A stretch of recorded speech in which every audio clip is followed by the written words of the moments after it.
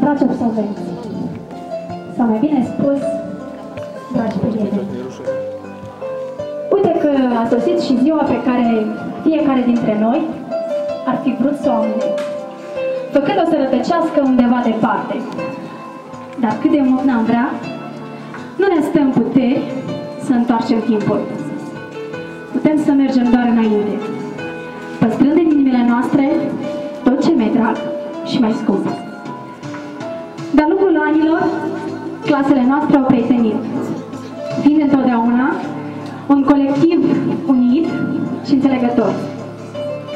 De aceea, acum, când plecați dincolo de porțile liceului, am impresia că se duce jumate din sufletul acelei prietenii ce ne leagă de atâta timp. Câte clipe fericite au rămas în urmă, câte amintiri, excursii, activități extrașcolare, distracții, pretutindeni împreună, mereu veseli și plini de viață. Astăzi însă, când tristețea ne învăluie, iar în ochii unora sclipești și lacrimi, vreau să vă doresc un drum bun în viață. Dragi prieteni, să știți că oriunde nu vă veți duce, veți rămâne toți în inimile noastre, indiferent ce distanță ne desparte. Să mergeți cu capul sus prin viață, demni și onești, frumoși la chip și suflet. Să nu vă fie frică de obstacolele apărute în cale. Ele toate sunt create să fim mai puternici. Să nu vă fie frică a visa, dar nu uitați să și contribuiți la realizarea propriilor vise.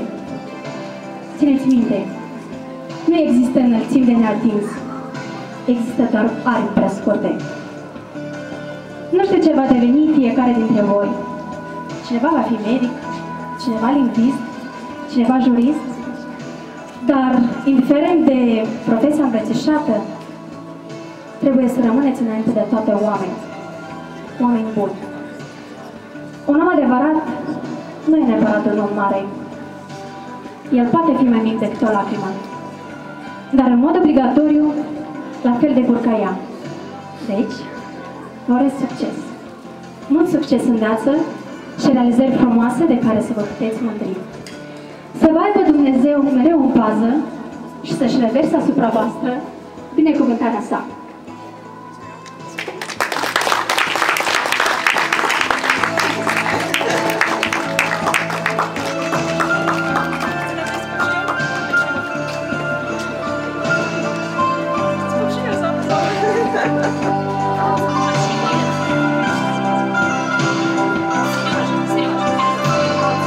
Doamna Diana, vai!